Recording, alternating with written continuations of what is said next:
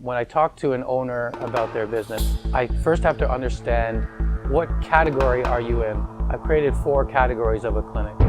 The first type is the roles in the clinic have been established and documented. Have you set those roles with your team?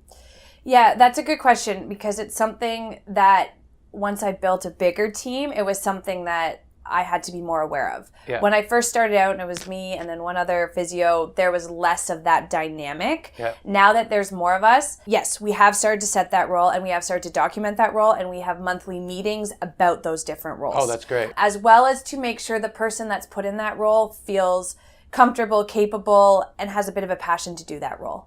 I'm not going to just put someone in a role because I need to fill it if that's not what they want to do, because it's not going to be effective.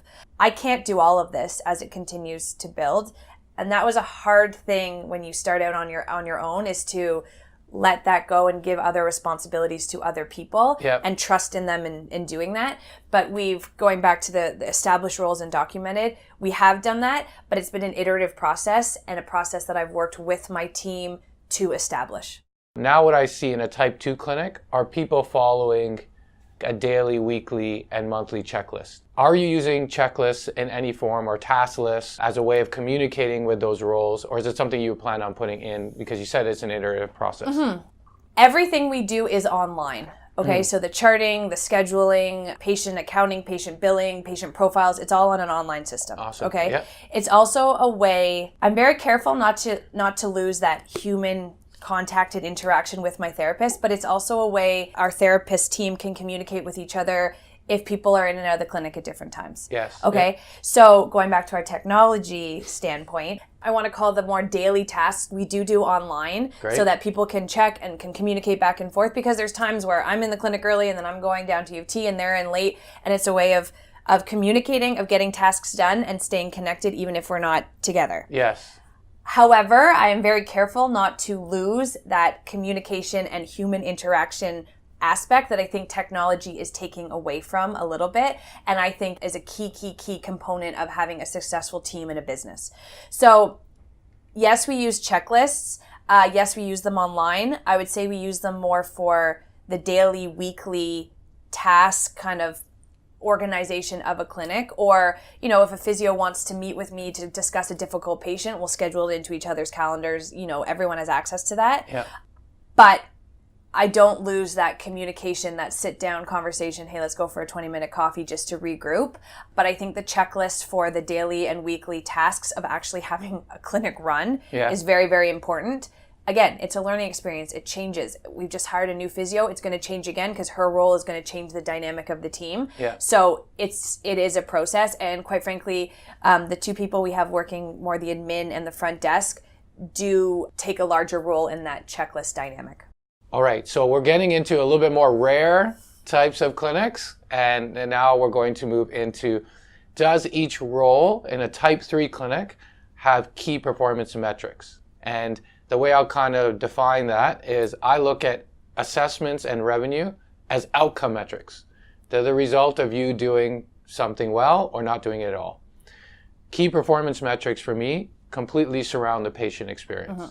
Could you talk about, either clinically or from your operations or admin team, a couple metrics you use to gauge how well the business is doing? You know what? It's easier said than done. It has taken me time, and I'm still working on implementing it here. Yeah. That outcome measure component you're talking about how many patients do you see, how many new assessments, the client retention, we do that part monthly for every therapist. And I think that is helpful for the therapist. It's just a numbers thing, right? Just to get their head around what's going on.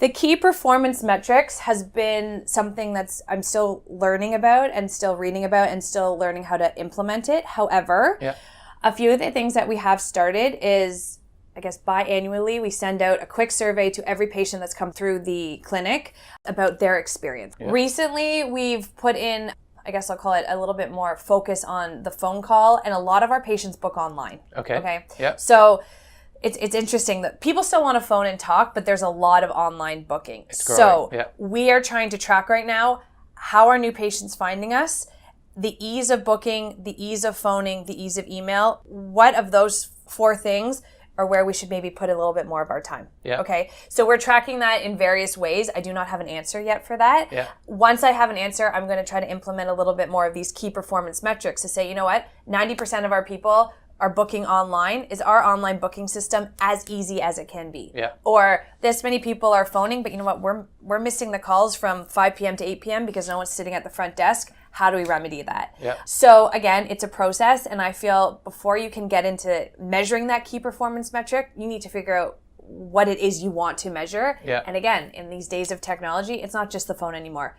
It's the speed at which you return to email, because if I get back faster than the other clinic, you know people are just blitzing clinics sometimes to get in. Response time, yeah. The response time is key. The phone is still key. And the ease of online, the ease of finding you online, and the ease of, everyone wants it on their smartphone. Oh, click. Okay, I got an appointment with Charlotte at 5. We're good.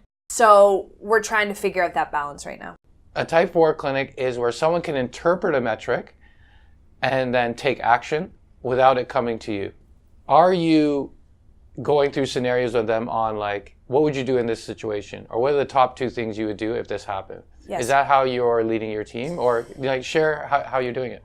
In terms of talking about the metrics for the proactive decision making, the conversation we just had is a conversation I have with my team here. Mm-hmm. And I've had a lot of ideas from them as well that I haven't thought about in terms of how do we take the different metrics, how do we use them, and how do we use them as the individual therapist to grow themselves, their caseload, their practice, as well as a team. Because every therapist is their own little business to some extent, yes, right? Definitely. And I'm not in the room with them when they're, and it is a rapport thing, and not everyone connects, right? That is what it is. But creating a team dynamic where we can have these conversations, I'm open to having them. They feel comfortable having them. We bounce ideas off each other about how we're going to use these numbers or responses or whatever it is we're using in terms of the metric dynamic to build as individuals, build as a team, build as a business.